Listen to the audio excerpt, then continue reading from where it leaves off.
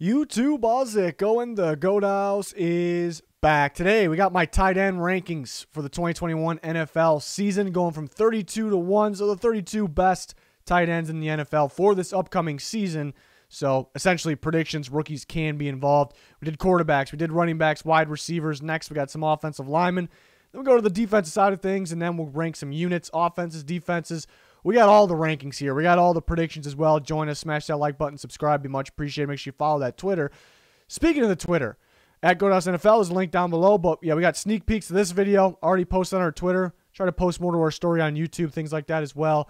And then you guys are voting for the playoffs right now. You guys created the seedings, and now we're going round by round. That's going to create a future video. So if you want to say, go ahead, go to our Twitter. Make sure you follow it. Definitely worth it.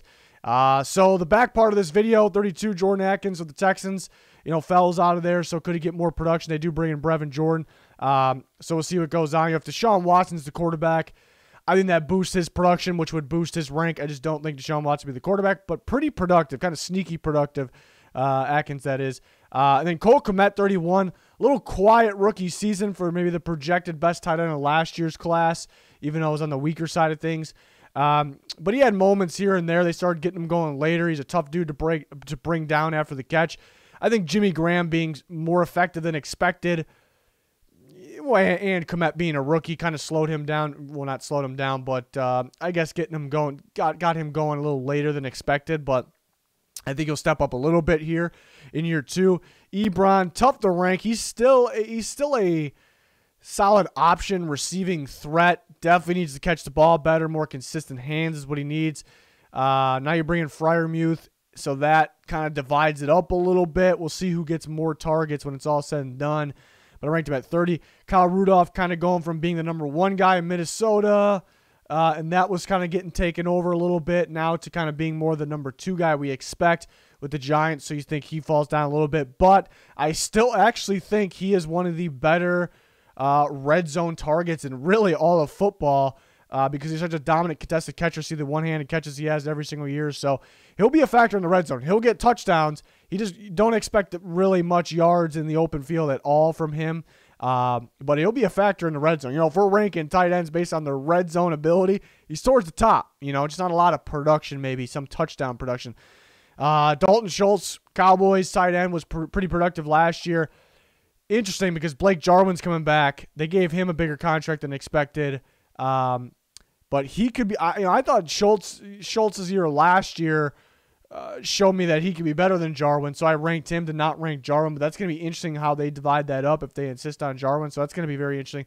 Dawson Knox has been a little disappointing because he has the athletic ability. He's underrated blocker. Could be used in terms of run blocking as well.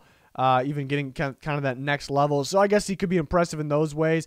He kind of has those wow moments, where you're kind of left wondering, where's more of that? We want more of that. So, not super productive. I think he could step it up a little bit. I think people being so worried about Stephon Diggs, Cole Beasley, Josh Allen airing the ball out downfield, Knox could step up a little more. Anthony Firkser, not a big name, a little sneaky at times for the Titans. Now Jonnu Smith's gone, so that kind of boosts Firkser.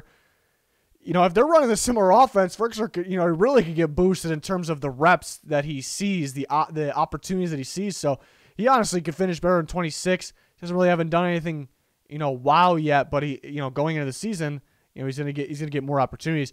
Jack Doyle at 25 at one point talked about maybe as a close to top 10 tight end. The thing with the Colts got a good tight end room. I trust all these guys. They just balance it out so much. One game Doyle looks like the best guy. One game ALIE Cox. Trey Burton was actually tearing it up later last year. So I like the Colts tight end group very, very much. But there's maybe no wow guy, no standout guy at the top of the the rankings. But it almost feels like they could throw almost anybody in there, and Frank Reich will kind of make the tight end look pretty solid. That offense, that system will. But these are solid guys.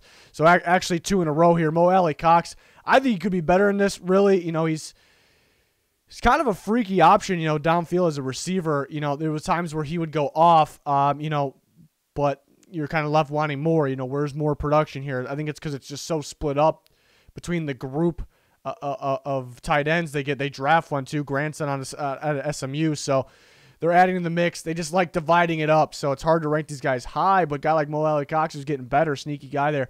Hayden Hurst, Falcons bring in Kyle Pitts. I still think Hurst will be pretty productive. Kyle Pitts will play a receiver at times, so I didn't want to just completely drop. I think most people are probably dropping Hurst big time because Pitts is their guy, but they could use both. I think a little more blocking than receiving from Hurst. Irv Smith Jr. for the Vikings, big role, step up now. Kyle Rudolph gone. He was kind of taken over late last year. Definitely a move tight end, a receiving tight end option. So he should have some pretty good production. They have Conklin kind of battling with him as well. He looked pretty good late last year as well. But Irv Smith, this could be the year. We kind of been waiting for this. This could be the year. Zach Ertz, so tough to rank because how much will he play? Will he play for the Eagles? I think he's going to play somewhere at least this year, and I think he could be definitely productive. It's just so tough to rank at this time. Jimmy Graham at 20. He was surprisingly very solid last year, especially in the red zone. Racked up production. I think Cole Kmet kind of stepping up and them trying to get him more involved. I think they're going to run the ball an insane amount. I think could weigh Graham's production down a little bit, but still definitely a factor here coming in the top 20. Jared Cook going from the Saints to the Chargers. Justin Herbert. Cook is aging. Got to hang on to the ball a little bit. Had some costly fumbles, but playing with Herbert could be. They want to pass first, obviously, so he'll have some good production there. Not Hunter Henry, but again, he'll be that guy who have some good production. Some familiar faces in there in terms of the Lombardi from the coaching staff coming from the Saints to the Chargers. Austin Hooper at 18, maybe a little disappointing last year. I think people, especially with his contract, sure, people expected a little more. I think it was kind of a good problem because the running game was working so good. The receivers were working out good, especially when Odell was in there. I know he got hurt. So I think it's just another body out there to make defenses go, well, what do we plan for? Who do we got to stop first? So it's almost a presence type thing where, yes, you want the production to be higher with the amount of money he got, with the significant signing he was, but it is kind of a presence option. But I got him at 18. Evan Engram at 17. Could be so much better in this. He's got to catch the ball much better. He's got to catch the ball much better, but he has that dynamic ability, where he can make that big-time play. He can make the tough catch, but then drop the easy one. But that big play ability downfield, I still think he can continue to get better. We always hear about teams trying to trade for him because they know the potential. They know what's in him, what he has. So I think adding a guy like Kenny Golladay could actually open things up for a guy like Evan Engram. The problem is it could be more of Rudolph in the red zone, but Engram could be getting that big-time production in the open field there. So I got him at 17. Moving on. Dallas Goedert. A lot of people on Dallas Goedert for maybe top 10. I haven't been a big fan of his game. I liked him out of South Dakota State. He hasn't really – he's solid, don't get me wrong. I got him in the top 16, but he's got to be better. He's got to be better in my opinion. I actually expected a little more. I know they've had Zach Ertz, but they really favored using the tight end, multiple tight ends. So he could be the guy this year. Now this is where they're potentially banking on him stepping up. So we'll see. We'll see how much he could step up. I'm not expecting, I hear other people talking. I'm not expecting as much as maybe them. Gerald Everett at 15. This might be a little bold because he hasn't really been 15 yet, but he's going to Seattle. Will Dissly, solid option. You can't really count on him. I think Gerald Everett in Seattle is going to be pretty damn good. So that's why I got him in the top 15 here. And then his former duo here in Tyler Higbee, who's been hot and cold, at times look like a top 10 tight end. At times is probably wouldn't even put him here. Now adding Matthew Stafford, I think that helps a little bit. So 14. Gronkowski, another tough one to rank because realistically he still could be dominant. He was a key piece. Maybe not the biggest key piece, obviously, but I still think there could be several key pieces. I think a key piece to helping that Bucs team. And again, he could still be a dominant factor. So you think about that and what he can do. It's top 10. He's got top 10 written all over him. He doesn't do a whole lot in the regular season, though. We're ranking for this upcoming regular season, throughout the playoffs, the whole thing, the season as a whole. But they take it easy with him for the most part, have him block a little bit. He likes to block as well. He's a good blocker. So maybe the production isn't, as crazy as it can be, so that's why he's at 13, but still a dominant factor. 12, I'm going to go Robert Tonyan. Another one that's maybe a little tough because he was probably better than 12 last year, was a touchdown machine. See him going off in some games here. Kind of came out of nowhere. Will he repeat that? Will Aaron Rodgers be out there week 1? These other guys very young, improving. He is too. But, I guess it's will he repeat that? And maybe I won't expect that much production, but not too far off. I'm going to have him ranked at 12. There's some really good tight ends in this range, though. I love me some Logan Thomas. I mean, former Virginia Tech quarterback, switching to tight end and now figuring it out. He was a key piece of that Washington football team, that offense. Now you add Ryan Fitzpatrick. I think that's a pretty good duo there. Fitzpatrick throwing to Thomas, and Logan Thomas is only getting better. The jump he took last year. I really like his game. I mean, he can block. You can get him the ball underneath, downfield. I mean, contested catcher. I'm a big fan of Logan Thomas and what he's done, where he's gotten to. So I got him at 11. I think it's a big step up this year. And he really doesn't even need to make a big step up. He was fantastic last year. Mike Gesicki at 10. He made a big step up last year. Phenomenal contested catcher in traffic. DBs,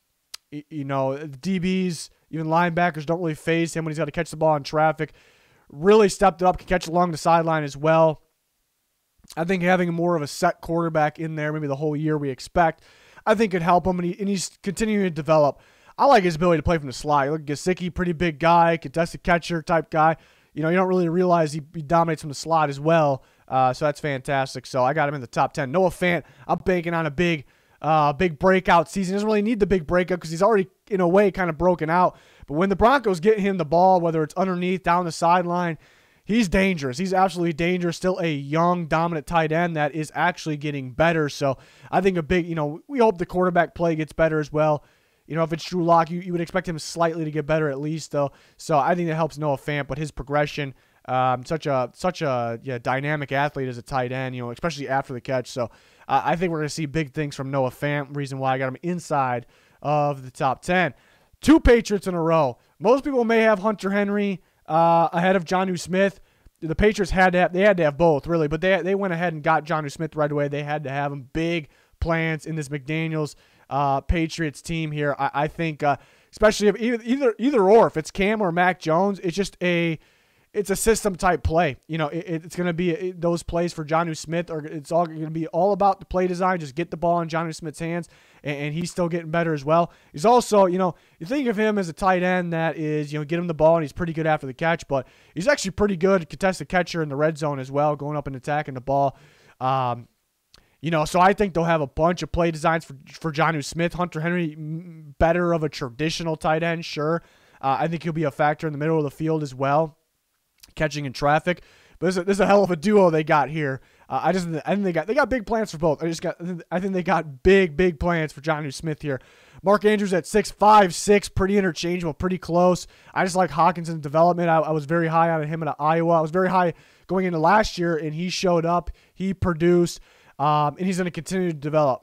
Equally as a factor receiving, blocking as well. Very good in the red zone, very good after the catch. I mean, he's all of the above when you're looking for tight ends. So I know they go from Stafford to Jared Goff, but I think he's continuing to develop. And they'll try to scheme up some plays, I think, for him as well. He's the number one target. He's the number one target in there for Detroit Lions, so that helps his production. But Mark Andrews at 6. Yeah, he's always a factor for the Ravens. They finally had some more receivers, so that could open things up for Andrews, or will that go more towards the guys like Bateman, etc.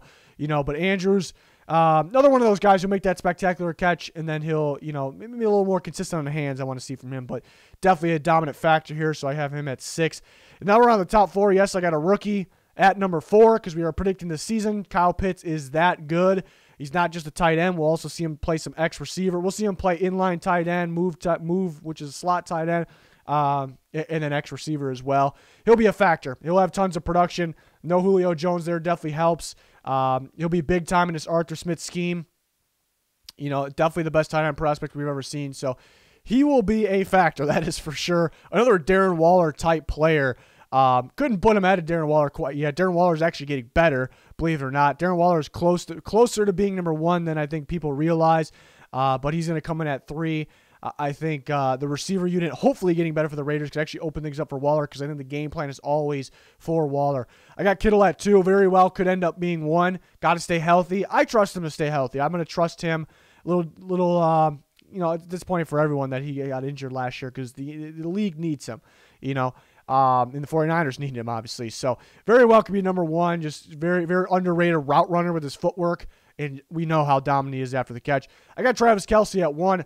I actually, a little bold here, I think Travis Kelce could be more productive. I don't know if he's going to get better. I think he's going to have that same Travis Kelce game. I think, surprisingly, because he had an insane amount already, he could be, I'm not guaranteeing anything, could be more productive. He's a safer choice for 1, but because he could be more productive, those reasons I have, and he's damn good, elite tight end, those are the reasons I haven't won. Now, why could he be more productive? I think teams will see, perhaps we'll see what the Bucs did in the Super Bowl. They really focused on Tyreek Hill. They put a cornerback on Tyreek Hill. They had a free safety over the top. You basically bracket him, and you keep everything underneath. I think more teams will take a page out of the Bucs book and out of their book, and they'll try to succeed. I'm not saying they will succeed at that, but there's teams that could succeed at it, and they'll try it, and that will leave more options for Travis Kelce. More balls that got to be forced his way or that are going to come his way because Hill has just got multiple guys on him. And that's what happened in the Bucs game. The Bucs, we got to take, it's hard to take either one away, but if we keep someone over the top, we can keep Hill, underneath as much as we can or leave him covered downfield. And then Kelce, though, they probably said, well, Kelsey's going to go off. He's going to have production, but they'll be like, all right, they were probably like that. That's okay. They need more to beat us. So I think teams will kind of look that way, and Kelce will kind of get that production. The balls that are supposed to be going to Hill could be dumped underneath the Kelce, so more action for him. It's a possibility. Teams may not succeed. They may fail at what they try against Tyreek Hill. He's that good where he can still beat you, but I got Kelce at 1. So really looking forward to see what Pitts can do out there. See if Waller can continue to get better. The Patriots duo, really excited about that. Some young guys that can step up. Another guy like Dan Arnold step up out of nowhere last year, goes to the Panthers, who really didn't feature a tight end, but will they now? Young guys step up. Like I said, Adam Trautman should take over for the Saints for Jared Cook. Will he be, enough to be within the top 32 here? So, tight ends looking pretty good. It actually was more than 32 that I liked. Usually it's like, how do I find extra guys here to fit in 32? They don't feel good enough for me to rank sometimes. That wasn't the case this year, so the position might be heading in the right direction here. But that will do it for my tight end rankings. Let me know your thoughts, your rankings in the comments. We're always talking on Twitter. Make sure you like, subscribe. More rankings on the way. More predictions on the way, of course. But that's going to do it for this one. Thanks, everyone, for watching. Goodbye.